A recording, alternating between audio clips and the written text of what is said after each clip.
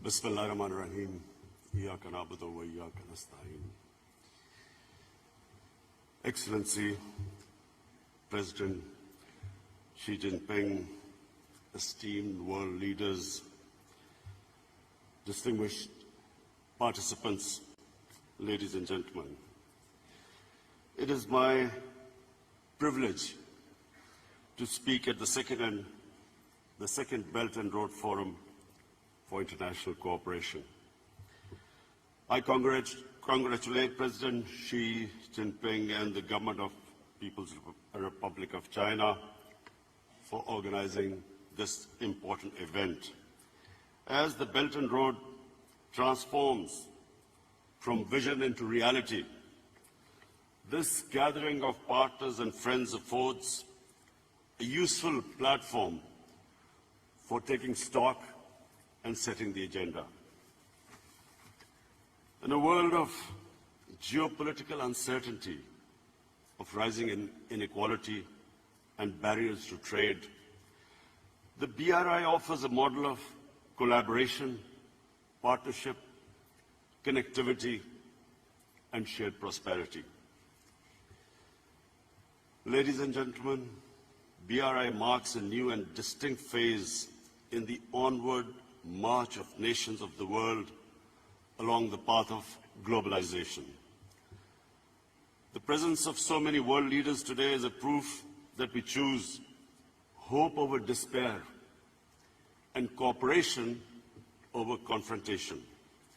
122 states and 49 international organizations have signed on to the BRI's vision, and this is a historic and a monumental development. Distinguished participants, Pakistan is proud to have partnered and pioneered with China in this transformational endeavor. We have been among BRI's earliest and most enthusiastic proponents. The China-Pakistan Economic Corridor, one of BRI's major components and one of its earliest manifestations, has made substantial progress. Pakistan's energy supplies have increased massively. Our critical infrastructure gaps are being plugged. Gwadar, once a small fishing village, is transforming rapidly into a commercial hub. The Gwadar airport will be the largest in our country. Together, Pakistan and China are entering the next phase of CPEC, with greater emphasis on socio-economic uplift, poverty alleviation, agriculture cooperation, and industrial development. We are expanding the frontiers of knowledge through closer engagement and deeper cooperation in fields of education, innovation, and technology. Along the length of the corridor, special economic zones are set to come up, offering opportunities for investment for Pakistani, Chinese, and foreign entrepreneurs. Supplementing the next phase of CPEC, we are signing an expanded Pakistan-China free trade agreement. We are changing Pakistan's economic landscape and, inshallah, the destiny of our people. I want to thank China and its leadership for their unwavering support for Pakistan.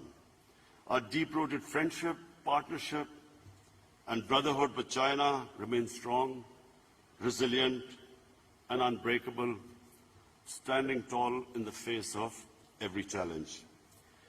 I take this opportunity to invite all of you to avail our liberal foreign investment regime and participate in our economy, in particular, infrastructure, railways, dams, IT, and manufacturing. Distinguished participants, as the Belt and Road Initiative takes a further concrete shape, I suggest we direct our efforts and focus on the peoples of our country and towards addressing impediments on their way to sustainable growth. Some of these points have already been touched on by President Xi in his opening speech, but I'd like to make 5 suggestions. Number 1, to undertake joint efforts to mitigate the adverse effects of climate change. The President of Chile has also elaborated on this. In our country, in the last 5 years, we successfully planted 5 billion trees in one of our provinces called KP. Now we have launched a nationwide project to plant 10 billion trees in the next 5 years. My suggestion to this forum is that there should be some joint project, an ambitious project of planting trees so that we can mitigate the effects of climate change on our coming generations. Secondly, establish a BRI tourism corridor to promote people-to-people contacts, intercultural understanding. Thirdly, and most importantly, establish an Office of Anti-Corruption Cooperation to combat the scourge of white-collar crime. And white-collar crime has devastated the developing world. Fourthly, create a poverty alleviation fund that supplements national efforts in the fight against poverty and malnourishment. In Pakistan, we have recently launched a target poverty alleviation program called ISAS. The aim should be to emulate China's spectacular success in lifting 800 million people out of poverty within 3 decades. And fifthly, make concerted efforts to further liberalize trade and investment flows, encouraging our private sector and businesses to collaborate in projects. Distinguished participants, China's marvelous civilization has given the world wisdom, harmony, and prosperity. It has gifted to humanity great inventions, arts and aesthetics, and a culture of compassion and coexistence.